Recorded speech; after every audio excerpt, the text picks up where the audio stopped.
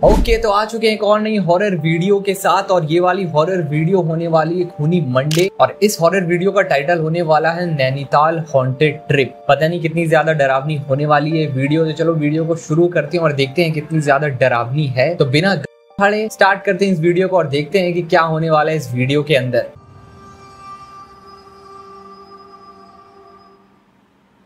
Nainital haunted trip. Sameer और उसके दोस्तों को हर यंगस्टर की तरह ट्रैवल करने का बहुत शौक था और उस साल समीर ने अपने दोस्तों के साथ नैनीताल जाने का प्लान बनाया था। उसके दोस्त रवि और नवीन दोनों ने अपनी बाइक निकाली और वो तीनों चल पड़े नैनीताल की रोड ट्रिप पर। और वो रोड ट्रिप बाइक से जा रहे हैं, उन्हें कितना बदलने वाली थी ये किसी को भी नहीं पता था। प्लान बनाने वाले समीर को ना ही शैतान में और ना ही भगवान में जरा सा भी भरोसा था, पर इस ट्रिप पर उसके सारे बिलीव्स बदलने वाले थे। समीर और उसके दोस्त ट्रिप के दूसरे दिन ही कहीं बाहर घूमकर अपने होटल वापस जा रहे थे, पर रास्ते में उन्होंने खुद को नैनीताल से करीब 3 किलोमीटर दूर बोवाली रोड पर पाया। वहां पहुंचते पहुंचते शाम हो चली थी और सूरज ढलने में अभी भी करीब 1 घंटा बाकी था। अपने खुराफाती दिमाग के चलते उन्होंने वो जगह एक्सप्लोर करने की सोची और इसी के चलते उन्होंने अपनी बाइक एक बहुत पुराने लोहे के गेट के सामने रोक दी। उस गेट की हालत बहुत खराब थी और वहां दूर दूर तक कोई आदमी नहीं था। बोवाली रोड पर ब्रिटिश एरा में बना कब्रिस्तान अपने इतिहास की वजह से बहुत मशहूर था। कहा जाता था कि यहां एक लैंडस्लाइड का हादसा हुआ था जिसमें करीब 150 लोगों की मौत हो गई थी। तब से ये जगह नैनीताल की सबसे हॉन्टेड जगह मानी जाती है। पर समीर और उसके दोस्त इन कहानियों को सुनने के बाद भी उस जगह को एक्सप्लोर करने के लिए अपनी बाइक से उतर गए और कब्रिस्तान के अंदर बिना कुछ सोचे चलने लगे। जाना है क्यों? उन तीनों में से बस रवि ने इस कब्रिस्तान के बारे में कुछ पढ़ा हुआ था। जैसे ही उसने बाकी दोनों को उस कब्रिस्तान के किस्सों के बारे में बताया, वैसे ही उसके दोनों दोस्त उस कब्रिस्तान को देखने के लिए और भी ज्यादा एक्साइटेड हो गए। अगले ही पल सब अपना दिमाग वहां की मिस्ट्रीज को सुलझाने में दौड़ाने लगे। वो बहुत जोर जोर से बोलने लगे और बेपरवाह होकर वहां रखी चीजों को हाथ लगाने लगे। वो मरे हुए लोगों का मजाक उड़ाने लगे। समीर और उसके दोस्त कब्रिस्तान के अंदर अपनी सेल्फीज लेने लगे और मस्ती मस्ती में वो लोग उस जगह का मजाक उड़ाने लगे। अनजाने में ये सब करते हुए उन्हें हल्का सा भी अंदाजा नहीं था कि इसका अंजाम कितना बुरा हो सकता था।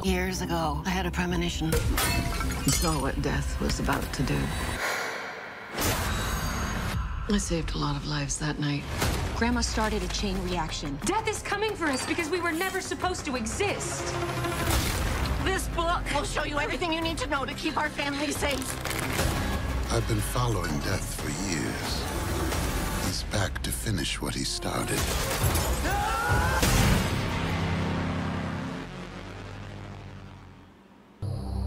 एक आधा घंटा उस कब्रिस्तान में बिताकर तीनों ने वापस अपने होटल जाने का डिसाइड किया। वो अपनी बाइक स्टार्ट करके वापस रोड पर निकल पड़े कि तभी उन्हें पहली बार कुछ अजीब लगा। बस 1 किलोमीटर की ड्राइव के बाद ही समीर और उसके दोस्तों को एक बहुत ही अजीब सी थकान होने लगी और उन्हें अपने पूरे शरीर में बहुत तेज दर्द महसूस होने लगा। वो दर्द धीरे धीरे और बढ़ने लगा, मानो उनके शरीर से कोई उनकी जान निकाल रहा हो। वो तीनों दर्द सहते सहते किसी तरह रोड पर अपनी आंखें टिकाए बस होटल की तरफ अपनी बाइक चला रहे थे। पर होटल रूम पहुंचते ही सबका सर जोर से घूमने लगा। माथा ऐसा गर्म हो गया था कि जैसे किसी ने कोई जली हुई मोमबत्ती उनके सर पर रख दी हो। वो तीनों बुखार से कांपने लगे और तब उन्हें पहली बार अपने साथ किसी के होने का एहसास होने लगा, जैसे वो अकेले नहीं है और उनके साथ उस कब्रिस्तान से कोई और भी आया हो। तभी रवि को रूम के शीशे में दिखा कि कुछ काले साए समीर और नवीन के अंदर से उनकी जान खींच रहे हैं और वो लोग धीरे धीरे बेहोश हो रहे हैं। लेकिन इससे पहले रवि कुछ कर पाता उसे चक्कर आने लगे और वो भी बेहोश हो गया। कुछ देर बाद समीर की आंख खुली तो वो और उसके दोनों दोस्त उसी कब्रिस्तान में थे। वो तीनों वहां से बाहर निकलने का रास्ता ढूंढ रहे थे, लेकिन बहुत देर तक भटकने के बाद भी तीनों को बाहर का रास्ता नहीं मिल रहा था। वो उसी कब्रिस्तान में कैद हो चुके थे। रात के अंधेरे में गलती से समीर ने अपना पैर एक कब्र पर रख दिया। उसने नीचे देखा तो वहां नवीन का नाम लिखा था। उसी के बगल में एक और कब्र थी, उस पर रवि का नाम था। जब उसने ध्यान से देखा तो तीसरी कब्र पर समीर, उसका खुद का नाम लिखा था। ये देखकर उसका दिल जोर से धड़कने लगा। तभी समीर के पैरों पर कुछ लुढ़कता हुआ आकर लगा। जब समीर ने देखा तो वो रवि का कटा हुआ सर था। समीर की आंखें फटी की फटी रह गईं।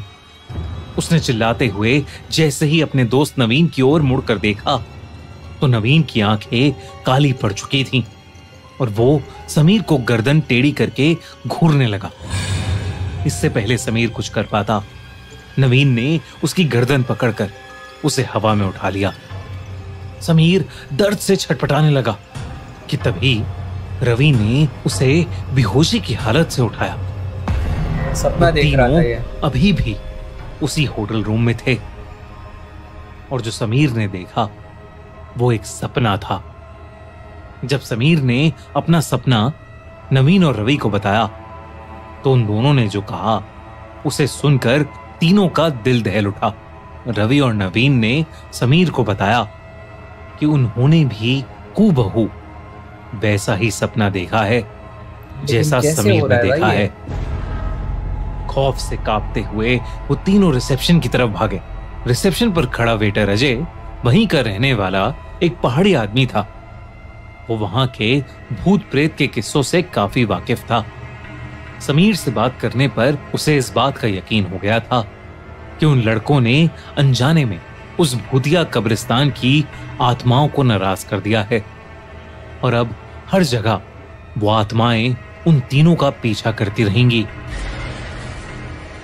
अजय नैनीताल की पहाड़ी प्रथा बचपन से सीखता हुआ बड़ा हुआ था।